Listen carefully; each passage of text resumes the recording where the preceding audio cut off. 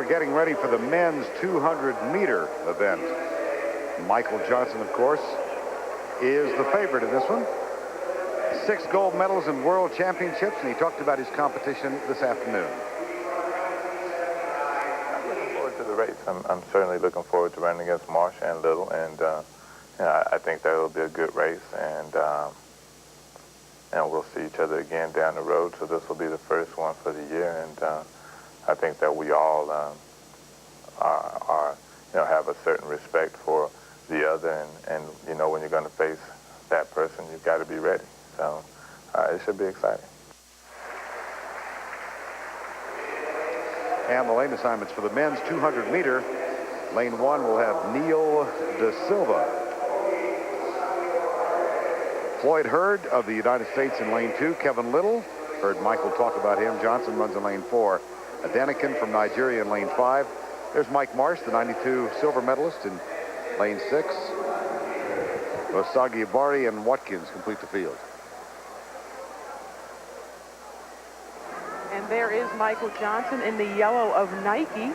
Was disappointed back in '92, but has decided that in '96 he will not make that same mistakes that were made back in 1992. Preparing well, was the double world champion last year in Stuttgart, winning the 200 and the 400 meters. Little with an outstanding run at last year's outdoor track and field championships in the United States, making the world championship team and beating in the process in that 200 meters Michael Marsh, who will in this race start out in lane 6, third from the left of the screen. At the U.S. Championships, Mike Marsh, who won the U.S. Championships at the 100 meters, had to contend with lane 1 and didn't make the U.S. team in that event. Went to Gothenburg as the sole U.S. finalist in the 100 meters, finished 5th, but called that a breakthrough for himself because he made a major championship 100-meter final. That gives him confidence not only for that event, but the 200 meters as well. Marsh, the 1972 Olympic champion. Well, I'll have to say that, as Vern said, Michael Johnson is a favorite, but in order for Marsh to beat him, he has got to be in control of the race coming off of the turn.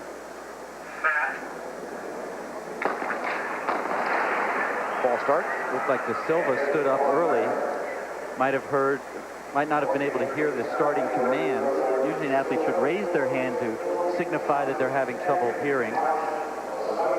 Because in that situation, it takes a little bit of pressure off of them. If you can raise your hand and stand up, that means you will not be given a false start. Right. Now DeSilva has to sit in the blocks and wait. And as we were talking a minute ago about Marsh having to be off the turn first, that is because every once in a while, and most times, in fact, when you come off the turn and you see someone in front of you, you try to press.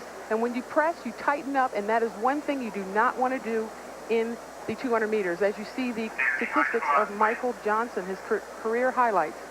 Just incredible over the last few seasons, and obviously I would have to say that the 400 meters an easier event for him, something that he has dominated. The 200 meters, because it's shorter, because it has certain technical aspects, especially transition from the first 100 to the second, perhaps more vulnerable, although he's hardly looked vulnerable in his recent world championship victories at 200 meters. Mike Marsh in lane 6, and let's give him his due and make sure he was the gold medalist and not the silver, as I said. 92 games, running 100th off his American record. Good start. Marsh out very quickly, but Johnson following him. Here comes Johnson as the crowd stands in anticipation. Marsh and Johnson. Marsh with a slight lead. Here comes Michael Johnson and Mike Marsh. It'll be close, and it's Johnson. 19.84. Outstanding running, and it's legal win, the fastest in the world this year. And I'll tell you, excellent race for both of them, because for Michael Johnson to maintain his composure, to respond to Michael Marsh, to hold his form, that's outstanding. For Michael Marsh, you could tell he was not fresh for the 200 meters. His form was a little shaky. He broke down both in the transition from the 100 to the 200, and he tried to strain towards the end. But great runs for both of them. When you think of it, Michael Johnson only 500th off his all-time personal best, and again, it's only May. I'll tell you one thing. We said in the early, I said, if Michael Marsh wants to beat Michael Johnson, he needs to be ahead off of the turn. Now, here is a good angle to see where you are. You see Michael Marsh is out very well.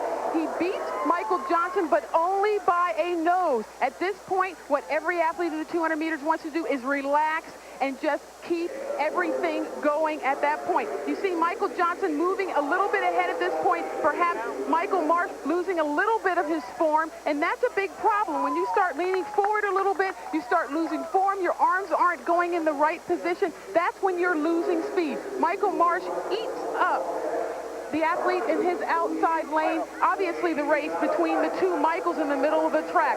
Michael Johnson comes off the turn very well. Michael Marsh leaning a little bit forward right there. Michael Johnson always with the upright running forward. See how Michael Marsh's arms are flailing right here. Michael Johnson stays well within his form, and he gets the win. A very important win, I might add.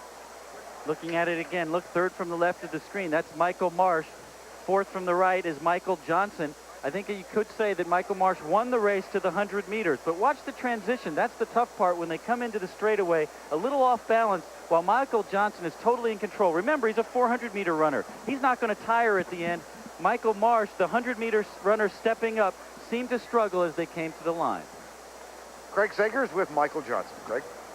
Well, Michael, obviously Marsh had the early lead. Did you feel pressed? Did you feel under the pressure, maybe vulnerable in this race? I felt pretty good.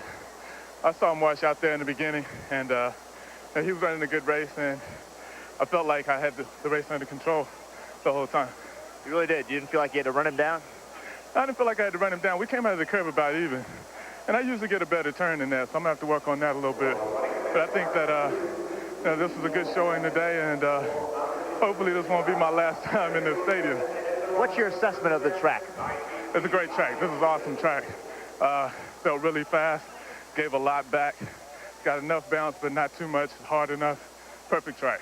As you build up your strength over the years, what is your training schedule going to be as you try to double in the 2 and the 4 in the Olympic Games? What is your schedule from here throughout the summer? Well, I've got 2 more races prior to the trials, and of course the trials back here, and then I'll probably run 4 or 5 more races in Europe, actually 3 or 4 before the Games.